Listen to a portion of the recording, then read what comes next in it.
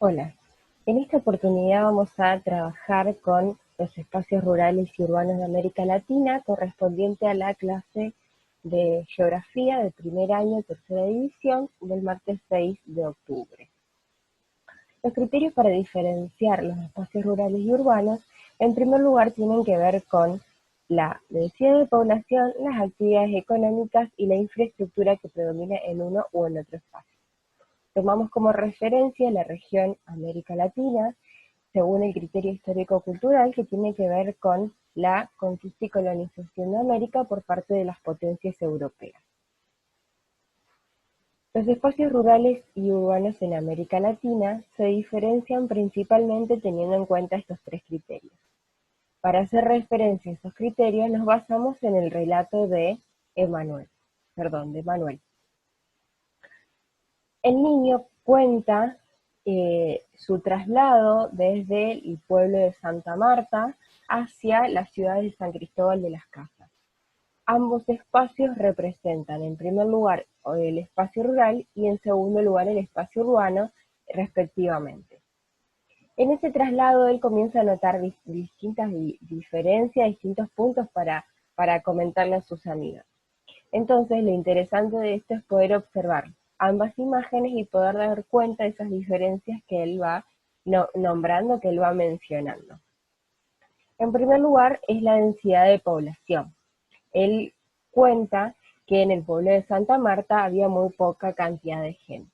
La densidad de población tiene que ver con la cantidad de personas por kilómetro cuadrado que hay en un lugar determinado.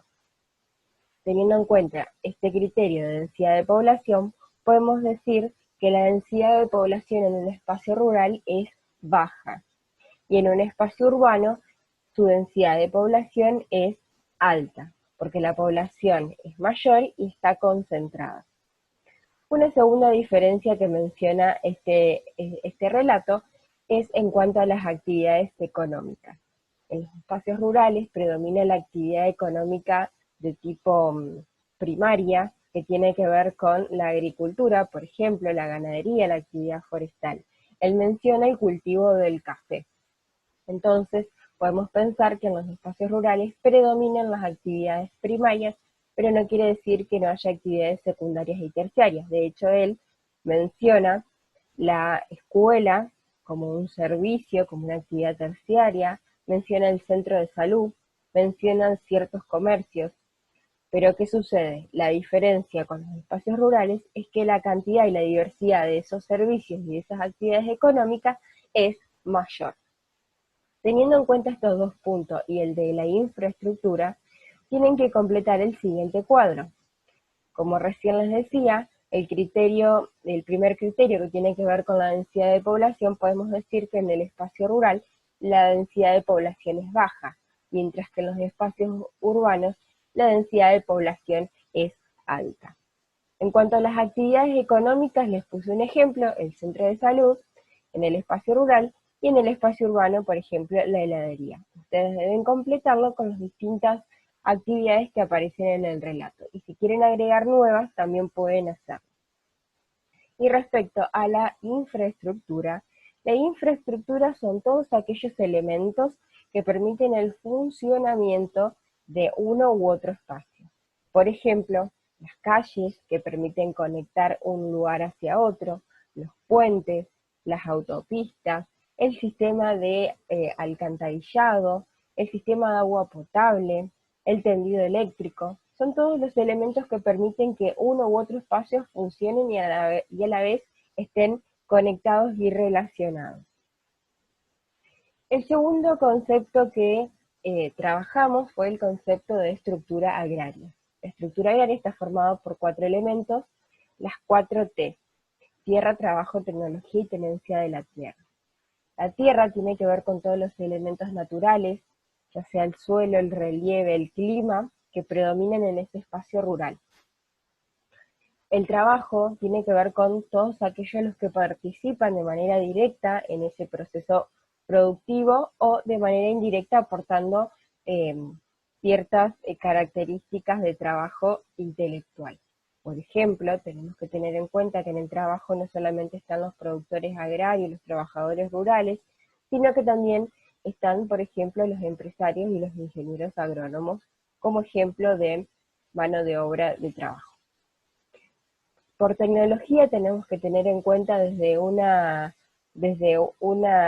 sembradora, una cosechadora, hasta un agroquímico o simplemente una pala o un rastrillo, porque son todos aquellos elementos que permiten producir.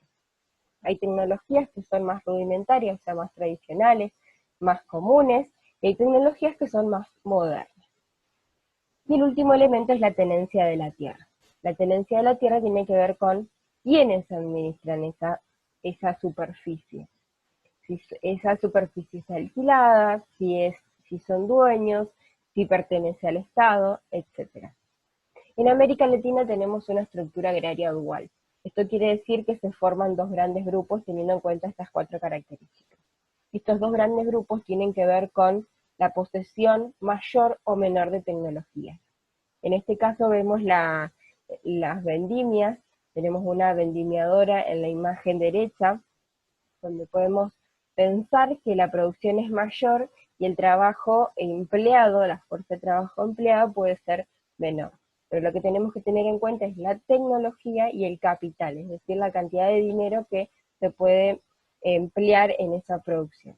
Y por otro lado tenemos una actividad de tipo de subsistencia o de consumo, se podría pensar, porque las tecnologías empleadas son más rudimentarias, más comunes, ¿sí?, que la primera imagen. Entonces tenemos una estructura agraria dual, significa de dos partes, con un grupo de subsistencia y hay quienes producen para el mercado.